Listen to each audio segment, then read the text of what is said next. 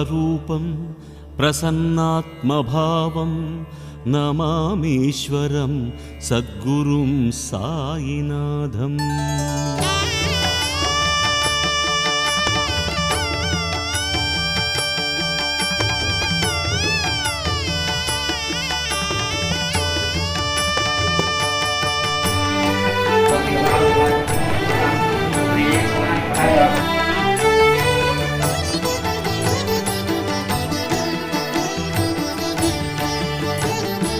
సచ్చరితము సాయి సచ్చరితము పఠించు వారికే శుభ ఫలితము.